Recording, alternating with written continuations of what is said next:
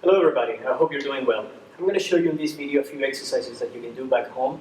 We're going to take this opportunity to first and foremost review your technique, make sure that everything is done properly, and after that I'm going to make sure to provide you some alternatives to make the exercises either a little bit easier or a little bit harder depending on your level. I hope you're ready, let's go!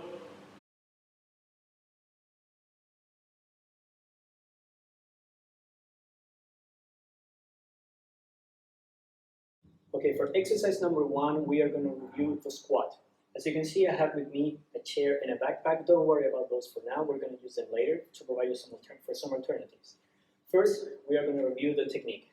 A basic bodyweight squat can be performed by place your feet on a little bit of a wider stance, basically a little bit more open than shoulder width. Make sure that your toes are pointing a little bit towards the outside. This is going to allow your knees to travel a little bit safer. You start the movement with the hips. Bring your hips to the back while keeping your chest out, and make sure to drop as low as you can. While you're performing the movement, make sure to check your knees that they're not moving around. Try to keep them as stable as possible. If this means that you have to perform the exercise a little bit slower, by all means, go for it. Actually, slower is going to make it more challenging, so it's going to be good for you. So, drop down as low as you can, and then come back up. To show you from the side how it's done, as you can see, my feet are properly planted on the floor, toes are pointing a little bit to the outside, I'm keeping my chest out, my core engaged, and I'm starting the movement with the hips. Bring your hips to the back, everything nice and straight, and you go as low as you can. Now the depth of your squat is going to be determined on your flexibility, so if you cannot go that low, don't worry about it, just make sure that you push yourself as much as you can, while of course keeping the exercise safe. For those of you who are a little bit more advanced and maybe a bodyweight squat is not too much resistance, that's why we can introduce a backpack for this. You can use your backpack to fill it up with anything that feels heavy, and a good alternative for you, you're going to set up your backpack against your chest. By placing the weight in front of you, you're going to focus a little bit more on the muscles of the quad, meaning front of the leg, and like I said, providing a little bit more resistance for you. The way the exercise is performed is the same. The only difference is that your hands are going to be holding the backpack in front of you. Chest out, core engaged, and you start from the hips. Down as much as you can, then come back up. For that view from the side. As you can see, I'm not rushing the exercise at all. I'm making sure that everything is nice and controlled, and you should do the same. Down and up. Now I have a chair here for those of you who have maybe a little bit of mobility problems, or you feel a little bit of pain on the hips or the knees. Still, I want you to give this a little bit of an alternative. Make sure you stand up, place the chair behind you. The way the movement is performed is the same. Keep your chest out, core engaged, and you start with the hips. The only difference is, as you can see, you're going to be able to sit yourself down and then back up again.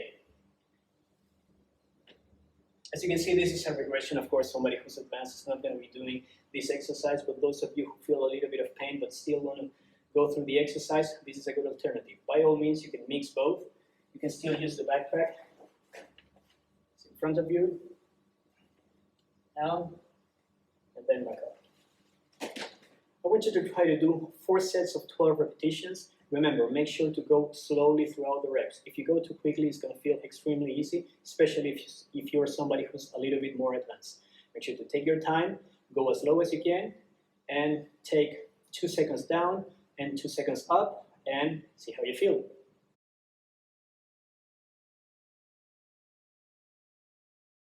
Okay, for the next exercise, we are going to review the push-up. A classic upper body movement is going to involve the muscles of the chest, the shoulder, as well as the tricep. You can see I still have my backpack and my chair next to me.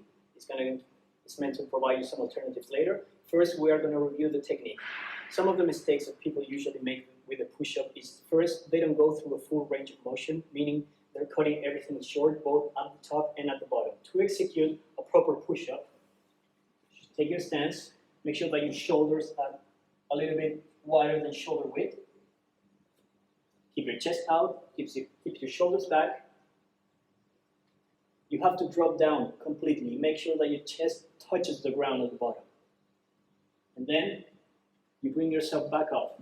Make sure that you lock your elbows at the top. That is considered a full range of motion for the push-up. Anything shorter than that it's going to be too easy. I don't care if you can do 50 reps of those, it's not the same. Make sure to go through the full range of motion, meaning drop down and then push completely back up. Remember to keep your elbows at a 45-degree angle. If you're opening your stance too much, it can be a little bit dangerous on the shoulders. So drop it down a little bit from the front. Should look a little bit like this.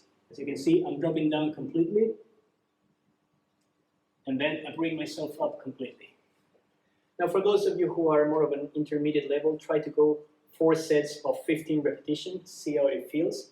Those of you who maybe have good technique but don't have enough strength, you can always do the push-up on your knees, meaning you go like this. Make sure everything else works the same. Keep your chest out, keep your elbows in 45-degree angles, make sure that you drop down completely, and make sure that you lock your elbows at the top.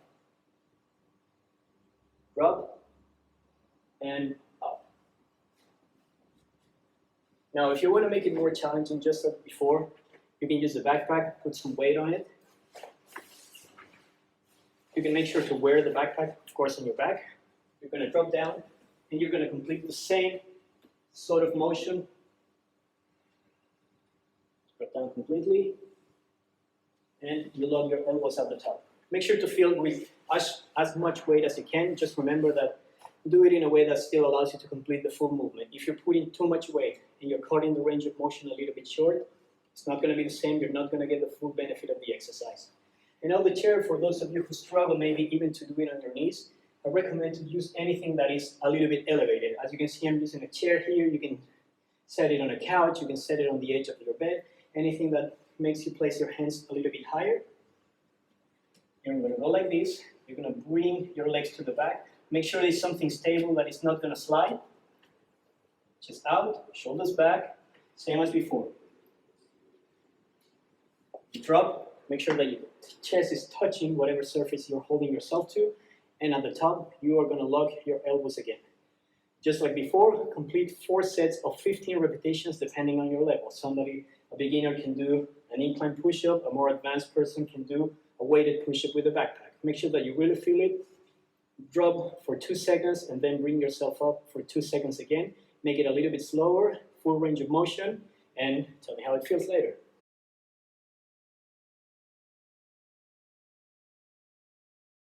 Okay, for the next exercise, we are going to focus strictly on the shoulders. As you can see, I have my backpack with me. We are going to do a big movement that is going to involve mainly the 3 heads of the shoulders, meaning the front, the medial, and the posterior head of the shoulder. Remember, you have to work on different range of motions to be able to engage all of them at the same time. Now, unlike before, I'm not going to provide with different angles or ways of doing the exercise. The main difference is going to be how much weight you're placing on your backpack. That is going to determine the difficulty. If you're somebody like a beginner, you can grab something, instead of a backpack, you can grab, let's say, a book, a 3-kilo book. That should be enough. Those of you who are more advanced, make sure to grab something that, even though it should feel heavy, make sure it still allows you to complete a full range. Just like the example with the push-ups, if you're doing a shorter range of motion, it's not going to be good enough. For the exercise, make sure that you're holding the backpack from the top here, or you can hold both straps at the same time, whatever feels more comfortable for you. First, we're going to do a movement that is going to incorporate mainly the front of the shoulder. For this, you're going to do a classic front raise using the backpack. Remember, keep your chest out, keep your shoulders back, keep a posture that makes you feel that you're engaging the muscles properly, and up and down. You don't have to go past, make sure that your arm is just parallel to the floor. It's not necessary to go over this. Make sure to go up and down. Now for the next motion, we are going to work the medial portion of the shoulder. Very similar, stand up straight. Stands a little bit wider if it's going to make more comfortable for you, and bring the backpack to the side. Just as before, make sure that your arm is parallel to the ground. Not necessary to make the movement more exaggerated than that. And up. If you want a side view from this, it should look roughly like this. There we go. Nice and easy. 2 seconds up, 2 seconds down. Now for the posterior part of the shoulder, what we are going to do now is we're going to create a bit of an angle with our bodies. We're going to incline our chest a little bit. We're going to do what is called basically a reverse fly using the backpack, The more parallel your chest is to the ground, the harder the exercise is going to be. But even though your chest is facing the ground, the same rules apply. Keep your chest out, make sure you engage your scapula, and relieve the backpack. As you can see, I'm going through a full range of motion, and I'm not rushing at the same time. I'm making sure that I'm engaging the muscles properly. Now, the way this is going to work, you are going to do 3 sets of 10 repetitions, but each set is going to be, you're going to do a front raise for 10 repetitions, you're going to do a lateral raise for 10 repetitions without rest, then reverse flies again for 10 repetitions, then you switch sides, do the same thing with the other arm, and that is going to be 1 set. So it's going to be 10 reps, 10 reps, 10 reps, swap, and that is 1 set. Remember, you got to pick the amount of weight that allows you to complete everything. It's going to be a lot of reps, but it has to be challenging, but at the same time, it has to be doable.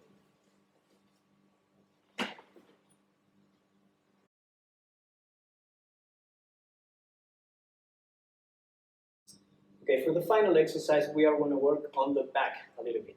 Those of you who don't have a pull-up bar at your home or at your disposal, usually working the back is a very difficult area to target while training back at home. So I'm going to provide with an alternative that even if you're somebody who's very advanced, I'm pretty sure you're going to get a really good workout from this exercise. So for that, as you can see, I have just a regular towel. As you can see, try to find the bigger the towel, the better. What we are going to do basically is we are going to do the rowing motion with this. Since the towel is not going to be attached to anything, we are going to have to create the resistance ourselves instead of using proper weights. As you know, the towel doesn't weigh anything, so the way this is going to work is, just like I explained before for the reverse flies, you're going to incline yourself a little bit. Stand up. As you can see, you hinge through the hips. Make sure that you keep your chest out. You're going to fully extend your arms, but at the same time, you are going to pull from the towel as hard as you can. This is where the biggest amount of tension is going to come. You're going to keep your chest out, you're going to keep your shoulders back, and you are going to row. You are going to aim to bring the towel toward your ribcage section, a little bit under the chest muscles. As you can see, tension, pull as much as you can, and then you release. Even here, even when my arms are fully extended, I am still creating tension. As you can see, it's completely tense.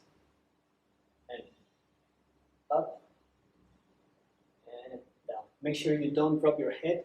Make sure you control the motion. This is especially important that you do the exercise as low as you can. Trust me, it's gonna burn. Those of you who are a little bit more advanced and doing it standing up, maybe still feel a little bit too easy, you have the option of doing it on the floor. Now, just remember, this can be a little bit too much for, this version can be a little bit too much for your lower back, so make sure to pay a lot of attention to that, okay? The way it's gonna work is you're gonna drop down completely to the floor, you extend your arms, just like before, pull as much as you can, and as you pull, bring the towel towards your upper chest area. And just like before, I'm gonna be pulling, you can see, and extending completely. Just like the other exercises, try to do 3 sets of 12 repetitions. Remember, the key is the speed. Aim to do the reps slower, and I guarantee you're going to feel every muscle of your body engaging. Okay, that's it for today. Thank you very much for joining me. I hope the exercises are going to be good for you. Make sure to keep training, make sure to keep progressing, and stay safe out there. Thank you very much, guys. See you.